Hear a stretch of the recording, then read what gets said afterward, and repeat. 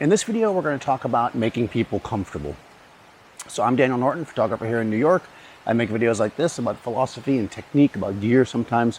And if you're interested in that kind of stuff, go ahead and subscribe. So to the regular viewers, sorry, I've been very busy. So keep a lookout. Actually, if you guys missed it, I just did a live stream for Adorama last week. I'll put a link. You guys can check that out if you've missed it. Hopefully we're getting that going again and we're getting more stuff going. So this is really good, and that'll give me more time to get back to this because I've had to catch up a bit there. But anyways, so I actually got somebody tweeted at me, and of course I have no signal out here, and I didn't write down the name, so sorry. And they said, in your bio on Twitter, or whatever that little part there, and I think this also is the case on other sites too. One of the things I list, like I usually list like photographer, coffee drinker, empath. And they asked, what do you think that means to you as a photographer, or something to that effect. And of course I answered it, but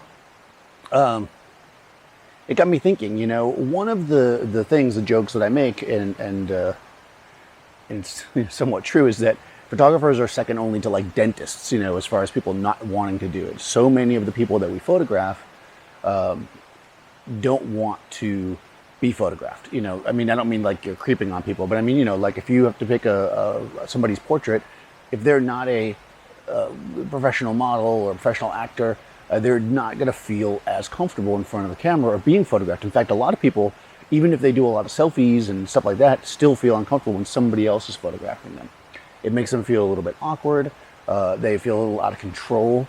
They just feel like, this is especially true if they're like a business person, because they're used to being, in control of this and that, and then they're not, right? So sometimes they try to take control, but that's a whole other video. But anyways, so this is kind of about that. I think that one of the things that we should become good at if we're going to photograph people is the idea of interacting with people in general. That's not to say you have to be, running around, the life of the party, always talking to people. I mean, that doesn't mean you can't be a good photographer. I am not really those things. I'm actually very much a keep it to the self person. As you probably know if you follow this channel, I kind of live out in the country. Even though I work in Manhattan and I don't, go out partying every night, it's not my thing. I'm not that kind of people person. But what I do like to do, and what I think I'm good at, is connecting and relating to people on a one-on-one basis, which of course, basically, a portrait is that. A portrait is a conversation. I say this a lot. I mean, I say this also for interviews, and interviews are a conversation. But a portrait is also a conversation. It is this connection between yourself and your subject that it's a collaboration, it's a conversation, it's a dance. It's all these things that's very personal. And if you can't make the subject feel comfortable, they're not going to be able to, show that in the photos. It's like they'll look uncomfortable, and thus they won't look as good. So no matter how many videos you watch, and I'm not bashing those things, it's like fine if you want to watch them about how to pose and turn your shoulders this way and do this and do that, that's all fine. But when you're making a portrait, what people care about is, when they come down to look at it, is they care about like how they come across. How they come across is more important to most people in a portrait than exactly what their body looks like. This is maybe a little different in like a group portrait or a very formalized thing, blah, blah. That's, again, another thing. I'm talking about a portrait of somebody that you're interacting with, let's say for a magazine story, or possibly you're just shooting because you love to shoot portraits, or maybe they're a senior, getting their pictures for graduation, or, whatever. It could be anything, This is true, even more true if you're shooting small groups, like a couple, like if you're shooting, let's say, engagement shots, right?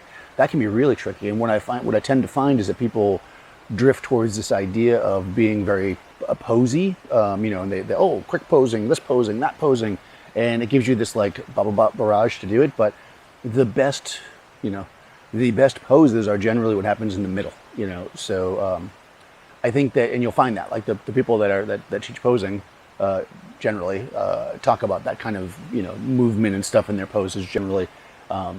I think that's a really good philosophy, even when doing couples. Now, granted, if it's a couple and you're photographing them, you actually have to make them very comfortable, right? Because if you want a couple to feel natural and loving to each other, and you're like, a third wheel, right? That's even more awkward in a lot of ways. I mean, most people, or a lot of people anyways, aren't, public displays of intimacy, right? They call it, right? So most people aren't into that. If people hold hands, whatever, but your average person is not going to be super, super comfortable,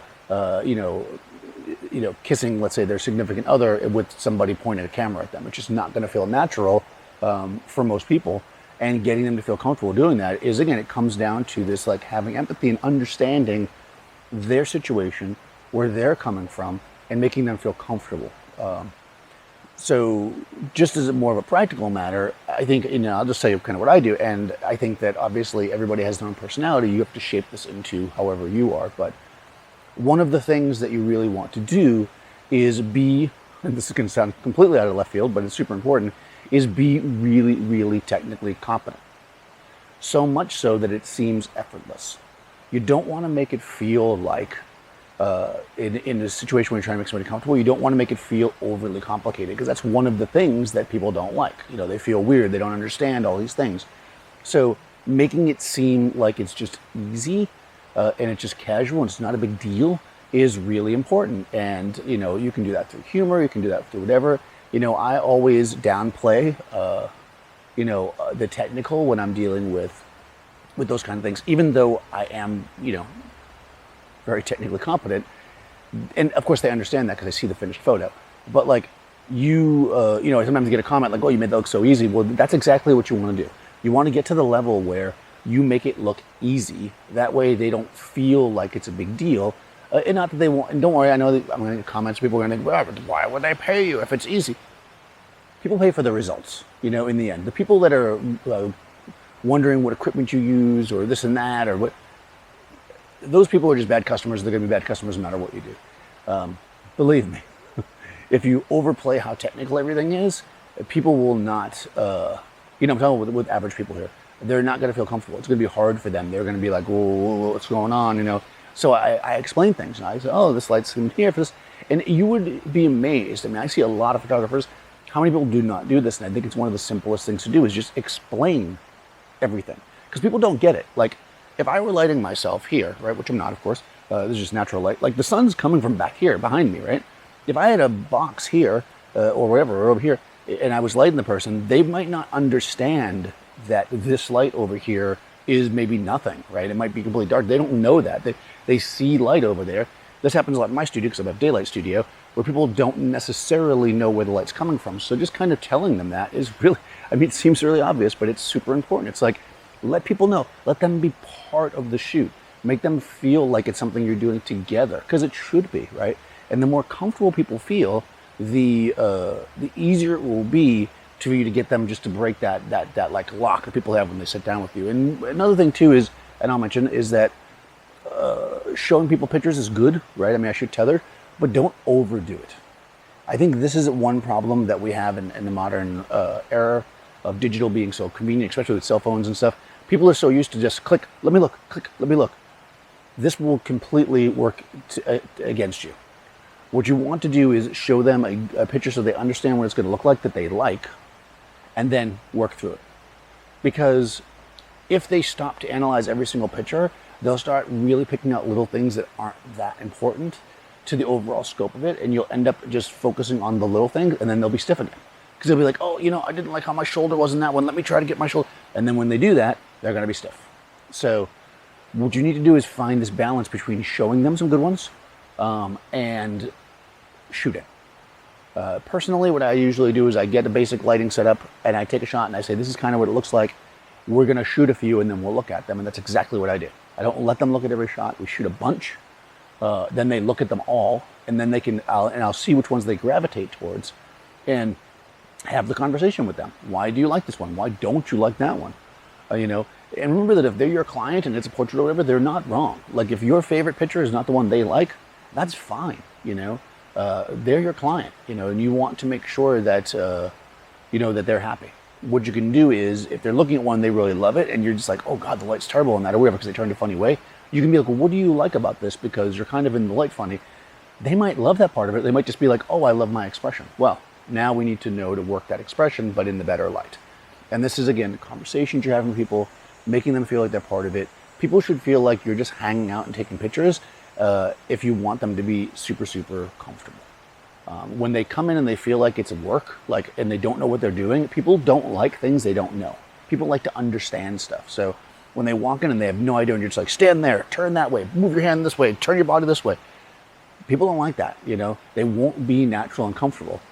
I get that sometimes portraits require that, like the quickie bam, boom, bang 'em out shots, like maybe team shots or whatever. But, if you're trying to get a good, engaging portrait of somebody, which is what you're going to want to do to get the more high-end work, you really want people to feel comfortable.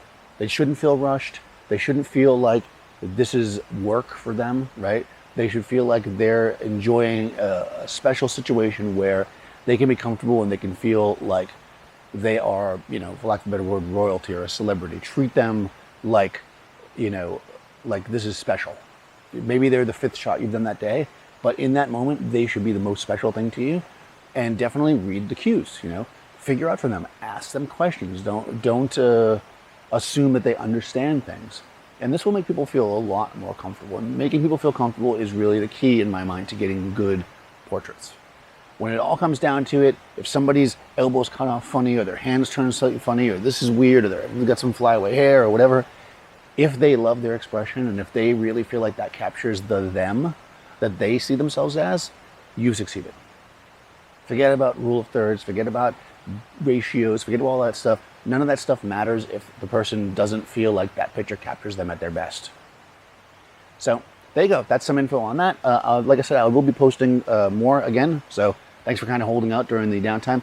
I'm going to try to do some more grip stuff. I'll do more philosophy stuff. I got some ideas. And it's a beautiful day, so I was like hiking. So I just decided to take a quick video. I'm using people always ask me what I'm using. This is actually the Osmo Pocket. So whenever I just walk around, I generally carry the Osmo Pocket with me. It's really easy. I can't take a picture because I'm using my phone, but it's literally on a Gorilla Pod. And the Gorilla Pod is wrapped around a small tree as I'm sitting here on a rock. So it's a pretty easy setup and really easy. You can take it with you anywhere you go. So anyways, if you haven't already, go ahead and subscribe, guys, and I'll see you next time.